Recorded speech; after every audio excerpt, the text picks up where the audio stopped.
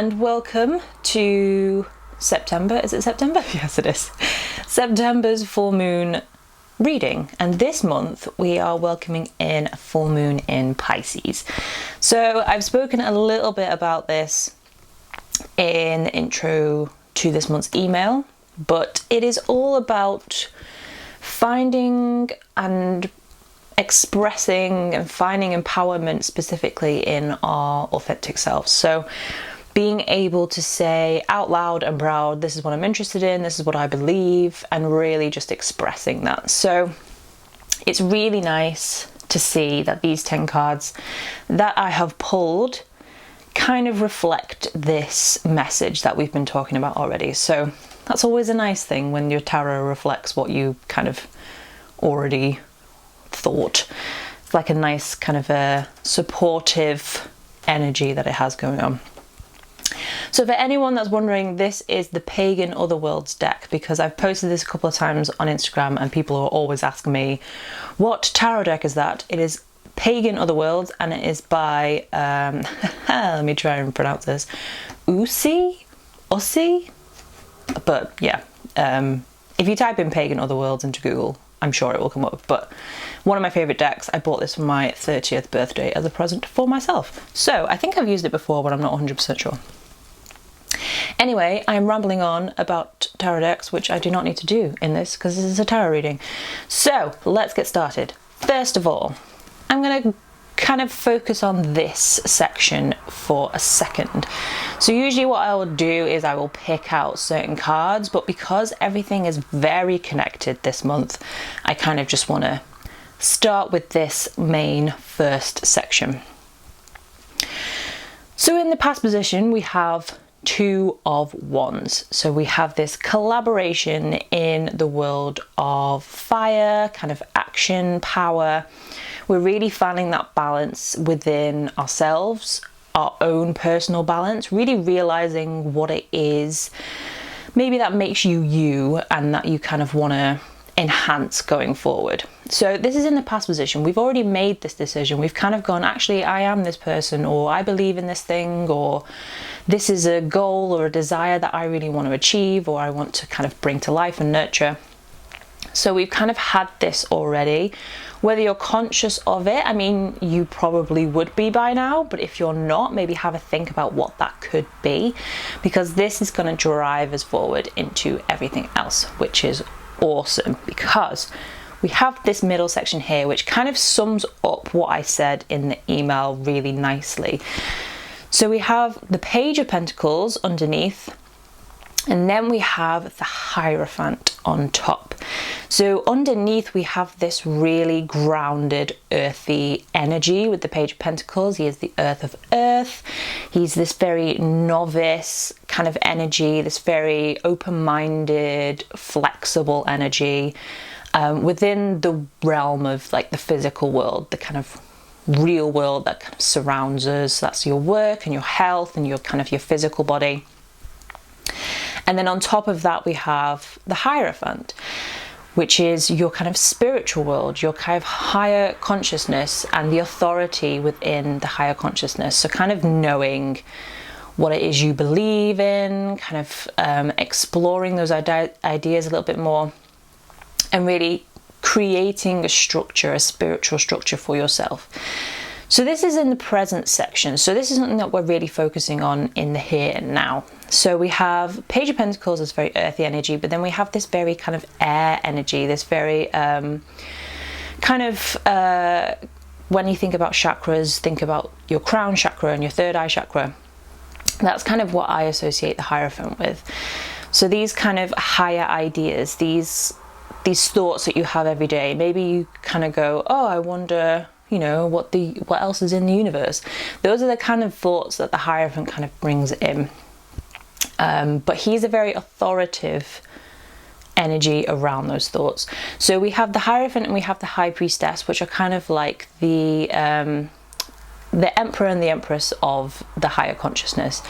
So it's not necessarily the physical realm, but it's more of that kind of spiritual, intuitive realm that we have. So we're really exploring what it is we believe.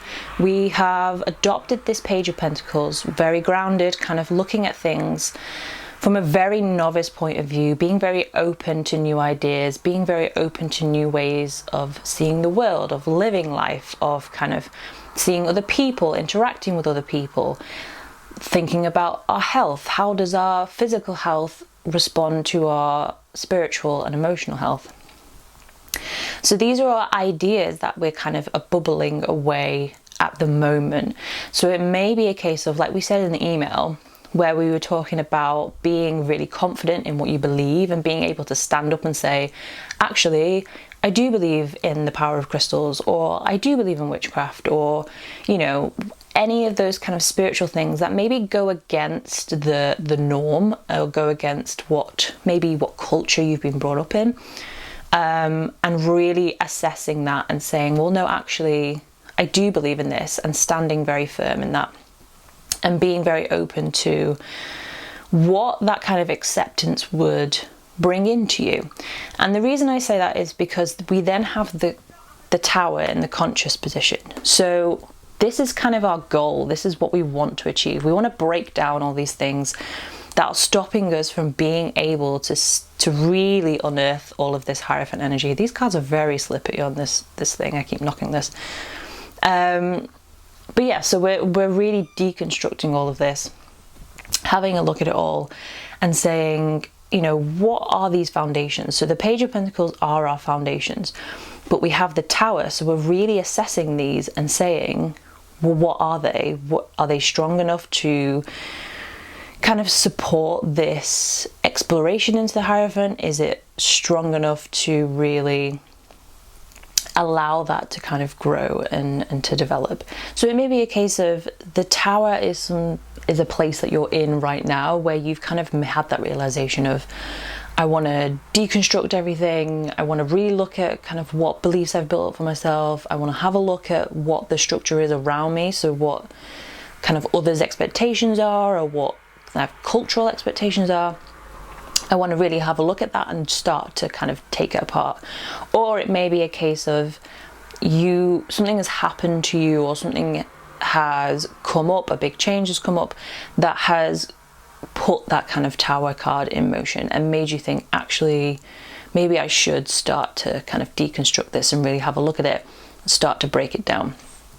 So that's a really important. We have quite a lot of major arcana cards in this month's reading. So these two kind of, the Hierophant and the Tower together, is really breaking down those kind of spirituality, beliefs and habits and kind of the structures that surround us in the physical world.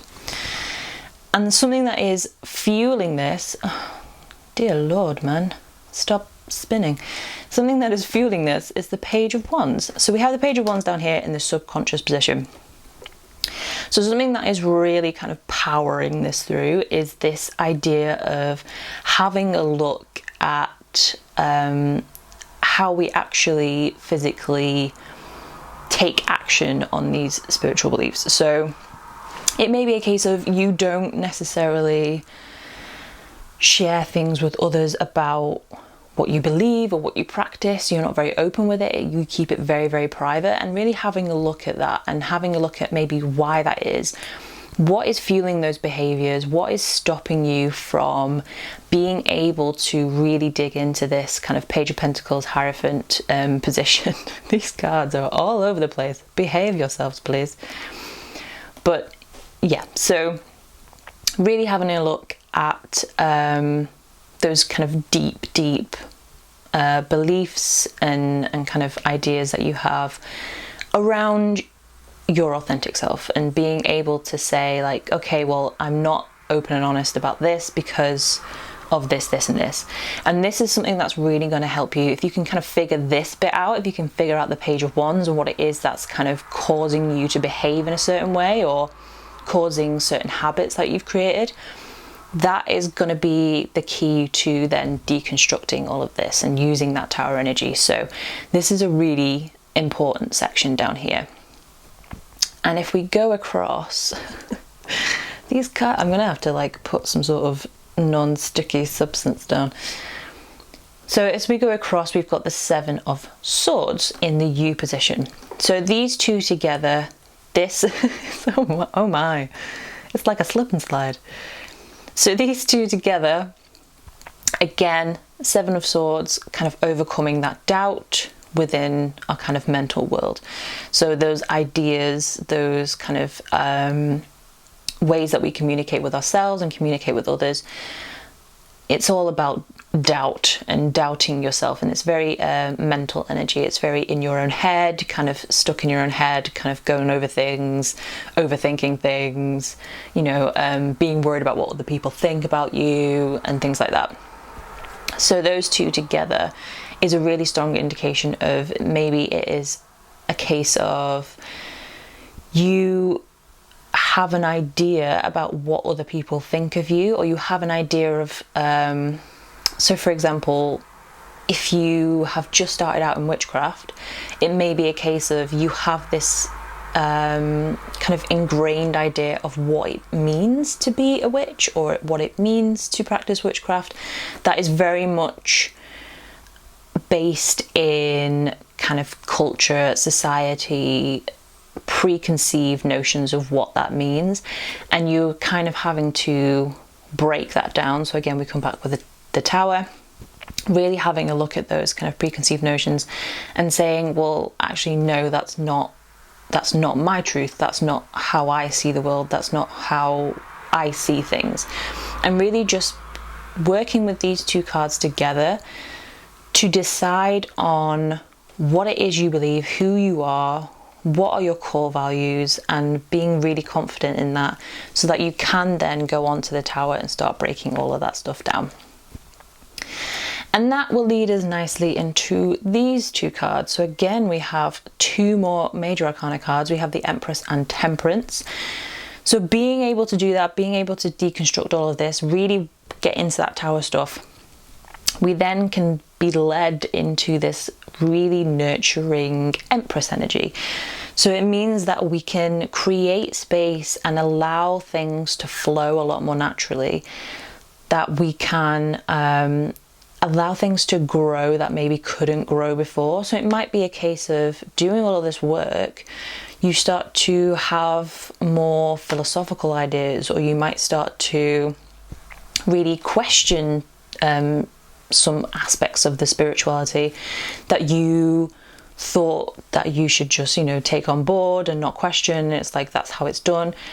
You can then start to go, actually, no, I want to explore this a little bit more. So you start to open up a lot more freedom in your personal self. So you're starting to really allow things like little seeds and stuff that maybe were like hidden down deep down, that were being repressed by maybe things that the Tower kind of represent, things that are kind of the cracks in the foundation. That's where all those little seeds were. And then once we fixed it, we can kind of bring that to the top and really start to encourage those to grow and to develop and start to kind of see things in a different light. So we start to shift our perspective a lot more. And that in turn brings in this Temperance energy. So Temperance being balance, just stay. Temperance being balance and being able to kind of align yourself with stuff, because it's in the environment position, because you're kind of allowing this energy to flow a lot more freely and you're being a lot more open to things, then you might start to see that things start to align. So things in your physical world start to align. People start to open up to you about their own beliefs that maybe they didn't before, because they had the same fears as you did, which is something that I definitely found. So things will start to kind of all slip into place once we allow this kind of energy to flow a lot more freely, and we've removed those kind of oppressions that we've put onto ourselves or that others have put onto us. So moving into these last two cards, I'm trying not to move the other ones, oh, it doesn't matter. We have the Ace of Swords and Ace of Cups.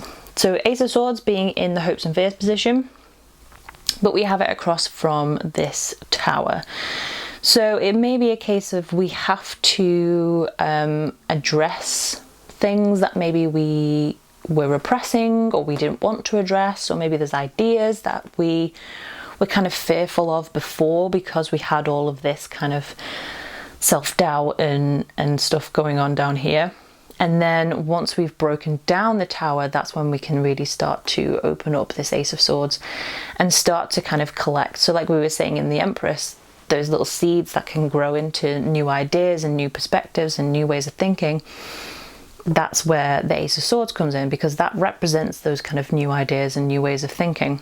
So diagonally we have Page of Wands, that kind of earth of fire, that really going back to basics and having a look at habits and kind of actions and how we kind of portray these ideas. Moving up through this Empress, so being able to then really give life to that and really add, kind of nurture this and really start to bring it out a lot more.